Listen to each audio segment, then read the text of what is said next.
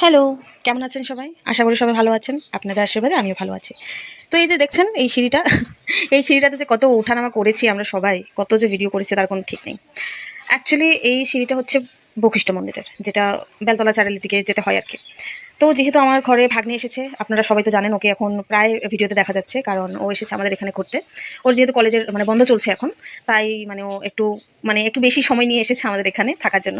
২০ তারিখ পর্যন্তই থাকবে। তারপর আমি ওর সঙ্গে গ্রামে যাব, যদি বেঁচে থাকি আরকি। গ্রামে যাব, গ্রামে গিয়ে আমার ছেলের যেহেতু জন্মদিন চলে এসেছে আগস্টের ৫ তারিখ, তাই আমি ভাবছি যে জুলাইয়ের আমি ২০ তারিখের মতো আমি ঘরে যাব। ঘরে যাওয়ার পর ওইখানে কিছুদিন থাকবো, থেকে ছেলের বার্থডেটা আমি জন্মদিনটা এই বছর আমি গ্রামেই পালন করব। কারণ অনেক বছর হয়ে গেল, অনেক বছর বলতে ৫ বছর হয়ে গেছে আমার ছেলের।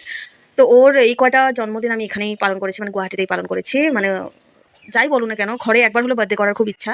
তো জানি না মানুষের জীবন কখন কি হয়ে যায়, তাই না? তাই ভাবছি যে এই বছরটা আমি এই ওর জন্মদিনটা ঘরেই করি। ঘরে যত বাচ্চা-কাচ্চাগুলো আছে ওদের সঙ্গে সেলিব্রেশনটা করলে খুব ভালো লাগবে। খাওয়া-দাওয়া তো আর কি এই সাধারণভাবেই রাখবো। কিন্তু ভাবছি যে এইবারের কেকটা আরকি অন্তত বাড়িতে কাটি। আর সামনের বছর ওর যেহেতু পড়াশোনারও একটু চাপ বেড়ে যাচ্ছে।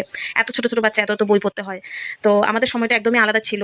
ওদের সময়টা খুব আলাদা। তাই ভাবছি যে এই বছরটা যাই, এই বছরটা ওইখান থেকেই আসি। তারপর হয়তো আর গ্রামে যাওয়া হবে, না হবে কে জানে?